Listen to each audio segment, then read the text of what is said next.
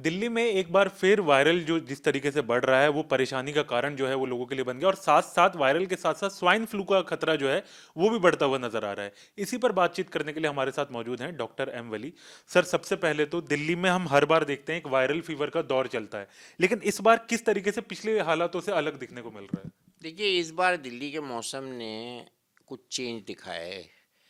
गर्मी, कभी सर्दी, पिछले दिनों बारिश भी हुई है, कुछ लोग भीगे भी हैं, शादियां भी बहुत हुई हैं, भीड़ में भी लोग गए हैं, त्योहार भी आए हैं।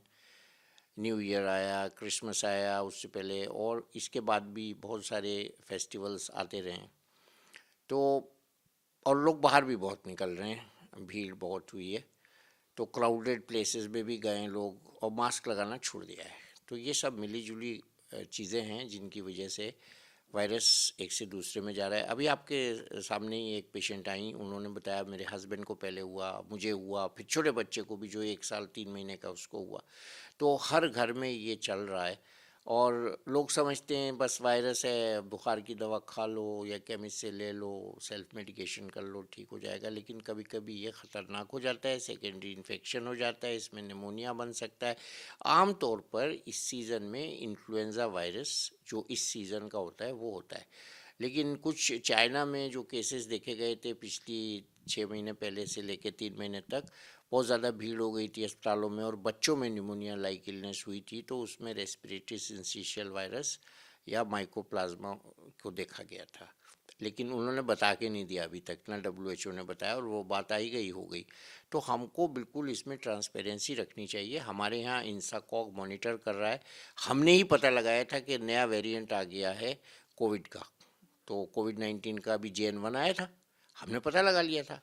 अब उसकी भी टेस्टिंग कम हो गई है, ठीक हो गए लोग। लेकिन हर घर में कुछ ना कुछ वायरल इन्फेक्शन जो चल रहा है वो इन्फ्लुएंजा वायरस या RSV, रेस्पिरेटरी सिंसिशियल वायरस का इन्फेक्शन है। ये अच्छी बात ये है, इसमें हमें घबराना नहीं चाहिए। सेल्फ लिमिटिंग इलनेस होती है, 5 से 7 दिन में ठीक हो जाती है। लेकिन ये क्या करके जाती है, पूरी बॉडी को तोड़ देती है, दर्द रहता है, इसमें हेडेक रहता है, काम में मन नहीं लगता, छुट्टी करनी पड़ती है, बिस्तर पे लेटना पड़ता है, कभी कभी उल्टी भी आ जाती है, इसमें लूज मोशन भी होते हैं। अब ये सारे सिम्टम कोविड वेरिएंट के भी हो सकते हैं, इन्फ्लुएंजा के भी हो सकते हैं, JN1 के भी हो सकते हैं। तो पेशेंट और डॉक्टर्स बड़े कंफ्यूज रहते हैं इसमें। तो अच्छे हॉस्पिटल्स में इसका एक टेस्ट होता है, बायोफायर। वायरस का बायोफायर करते हैं, उसमें कितने वायरस हैं, कितना इन्फेक्शन है, कौन सा वायरस है, ये फ़ौरन पता लग जाता है। अब वेट भी नहीं करना पड़ता, RT-PCR की तरह बायोफायर से सारे टेस्ट हो जाते हैं। सर, स्वाइन फ्लू के लक्षण क्या होते हैं और स्वाइन फ्लू क्यों इस वक्त हमें देखने को मिल रहा है कि लोगों को स्वाइन फ्लू का खतरा जो है वो बढ़ता हुआ नजर आ रहा है? आपकी बात बिल्कुल सही है। अभी कुछ लोगों को स्वाइन फ्लू टेस्ट में आया है, और मेरे ही 2-3 पेशेंट्स को स्वाइन फ्लू निकला है। और बड़ी ताज्जुब की बात थी ये, क्योंकि नॉर्मली ये केरला वगैरह से आता है और साउथ से आता है, तो ट्रैवल रिलेटेड होता है। लेकिन अभी ये दिल्ली के आसपास देखा जा रहा है, तो इसमें अलर्ट रहने की ज़रूरत है। लेकिन मैं फिर से ये कह रहा हूँ, घबराने की कोई ज़रूरत नहीं है।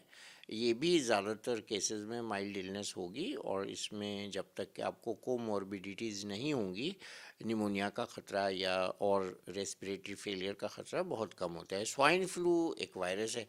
वो स्वाइन फ्लू इसलिए कहलाता है क्योंकि पिग्स के ज़रिए फैला था वो। और बर्ड्स इसमें मेन कैरियर होती हैं। बर्ड्स में जैसे पोल्ट्री है, पोल्ट्री जो है इसमें मेन कल्प्रिट होता है। तो जब जब इंडिया में स्वाइन फ्लू फैला है, हमने बहुत पाबंदी से बर्ड्स को कलिंग की है। कलिंग का मतलब उनको ख़त्म करके गड्ढे में गाड़ देना।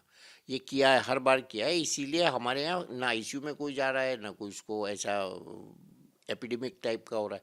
तो ये बहुत, अब हम लोग बहुत समझ गए हैं। भारत तो विश्वगुरु है ही है, तो इसमें भी विश्वगुरु है। हम समझ जाते हैं क्या होने वाला है। अभी पिछले दिनों जब JN1 आया था, बच्चों को भी वायरस हुआ था थोड़ा, तो हम लोगों ने पूरी प्रिकॉशन ले ली थी, ख़त्म हो गया। टेस्टिंग इसमें करना ज़रूरी होता है। जब कोई ज़्यादा बड़े लेवल पे इस तरह की बीमारी होती है, तो हमारे स्वास्थ्य मंत्रालय उसका संज्ञान लेता है और सारी स्टेट्स को इन्फॉर्म करता है। वो अपनी टेस्टिंग बढ़ा देते हैं। जब टेस्टिंग में अब कंट्रोल हो जाते हैं केसेस, तो हम कम कर देते हैं। अभी भी आप कोविड की टेस्ट करने जाओ तो लाख में 4-5 तो मिल ही जाएंगे पॉजिटिव। तो इस तरह से जब कोविड मिलता है तो हम उसकी टेस्टिंग बढ़ाते हैं, स्वाइन फ्लू मिलेगा तो उसका ध्यान हमको रखना है डॉक्टर्स को कि स्वाइन फ्लू का टेस्ट करा लिया जाए। इसको हम कंबाइंड फॉर्म में ILI कहते हैं, इन्फ्लुएंजा लाइक इलनेस। तो ये इन्फ्लुएंजा लाइक इलनेस जो है ये बड़ी जानलेवा भी हो सकती है अगर आपको शुगर है, ब्लड प्रेशर है, स्टेरॉयड चल रहा है, किडनी ट्रांसप्लांट हुआ है, प्रेगनेंसी है। तो इन सब कंडीशंस में ये ख़तरनाक हो सकता है। और स्वाइन फ्लू नाम ही इतना डरावना है। तो जब शुरू में सबसे पहले स्वाइन फ्लू आया था, हमको याद है ज़्यादातर केसेस हमको ICU में एडमिट करने पड़े थे, हमको पता भी नहीं था क्या मैनेजमेंट करना है। तो इसकी दवाई है, हम दवाई दे देते हैं, इसकी कोई ऐसी बात नहीं है। तो सब मैनेज हो जाता है और इसमें कोई घबराने की बात नहीं। सर फेफड़ों पे इस वक्त कोरोना के पैचेस भी देखने को मिल रहे हैं, तो उसके पीछे क्या कारण है और आपको क्या लगता है कहीं किसी कहे नए खतरे की आशंका भी है क्या ये तो आपने बहुत ही अच्छा सवाल पूछा है और ये सब डॉक्टर एग्री भी नहीं करते हैं और रिपोर्ट भी नहीं हो रहा है। अगर CT स्कैन में फेफड़ों में जैसे कि आपने बताया कुछ पैचेस नज़र आ रहे हैं तो आजकल रिपोर्ट नहीं होता है, वो नज़रअंदाज कर देते हैं उसको। मगर मैं बहुत ध्यान से इसको देखता हूँ क्योंकि मैंने शुरू ही CT स्कैन से कोविड डायग्नोस करना किया था।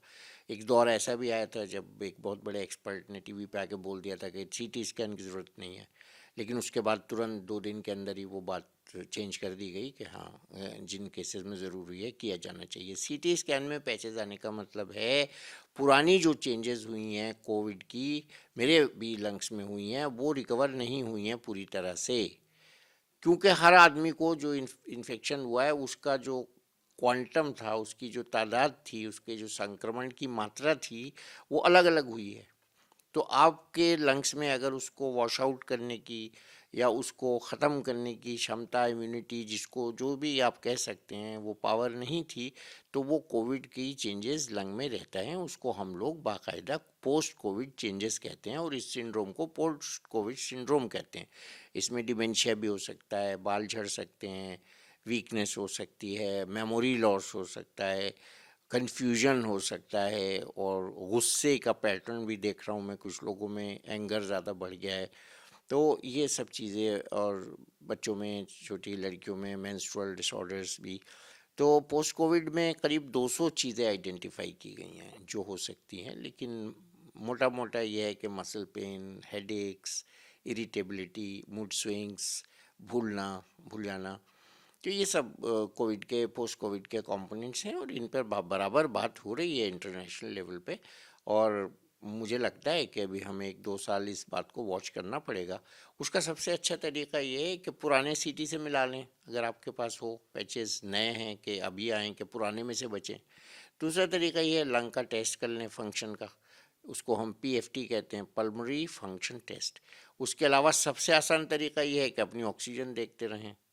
उससे सबसे आसान तरीका ये है कि आप डीप ब्रीदिंग करते रहें, कुछ नहीं होगा। आप अपनी रेस्पिरेटरी एफिशिएंसी को कम मत होने दीजिए, योगा कीजिए, प्राणायाम कीजिए, अनुलोम विलोम कीजिए, डीप ब्रीदिंग करिए, कुछ नहीं है तो बस आप डीप ब्रीदिंग करते रहिए।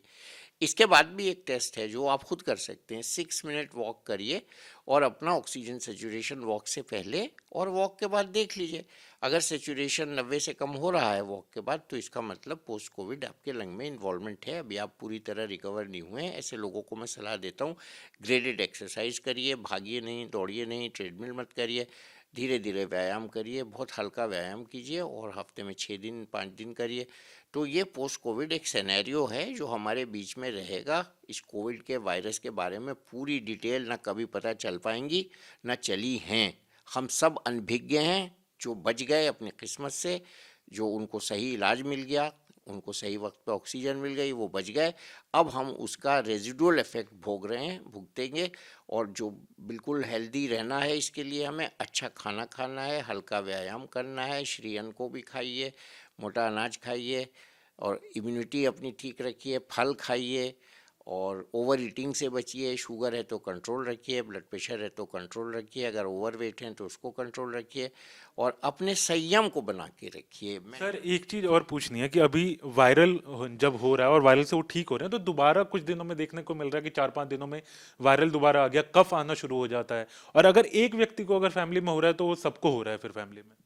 बिल्कुल ठीक कह रहे हैं आप ये, क्योंकि अभी मैंने कहा ना सब फैमिली को हो रहा है। और ये जो सेकेंडरी इन्फेक्शन की बात है जो आप कर रहे हैं ना, कि पहले तो सिर्फ वायरस गया, वायरस के बाद हवा से बैक्टीरिया गया तो वो सेकेंडरी इन्फेक्शन हो जाता है, क्योंकि इसमें हम नॉर्मली एंटीबायोटिक नहीं देते हैं वायरल इन्फेक्शंस में। उसके बाद अगर सेकंड उसको बच्चे को या बड़े को ठंड लग गई तो उससे निमोनिया का भी चांस होता है, रेस्पिरेटरी इन्फेक्शन होता है, उसको हम LRTI कहते हैं। जिसको ILI कहते हैं वो तो हो गई इन्फ्लुएंजा लाइक इलनेस, 90% केसेस में वायरल। उसमें कुछ केसेस में सेकेंडरी इन्फेक्शन होने से बलगम भी आएगा, बुखार भी आएगा, झाड़ा लग के बुखार भी आएगा, छाती में दर्द भी होगा और नाक भी बंद होगी, उससे छींकें भी आएंगी। या आप लक्षण की बात कर रहे थे तो मैं इसलिए गिनवा रहा हूँ, छाती में दर्द भी होगा और थकान होगी, झाड़ा लग के बुखार आएगा और बलगम का रंग पीला हो जाएगा। अगर नॉर्मल बलगम होता है तो वो वाइट होता है, अगर पीला, हरा या अनफॉर्चुनेटली लाल ब्लड आ जाए उसमें, जब नमूनिया घुलता है तो ब्लड भी आ जाता है, तो ये सब इंडिकेशन इस बात के हैं कि बैक्टीरियल इन्फेक्शन हुआ है और बैक्टीरियल इन्फेक्शन की वजह से ये प्रोलॉन्ग्ड हो जाएगा। और क्योंकि हर इलनेस की शुरुआत हवा से होती है, पॉल्यूशन से होती है या गंदी जगह जाने से, भीड़ में जाने से होती है जहाँ बैक्टीरिया होते हैं और वायरस होते हैं।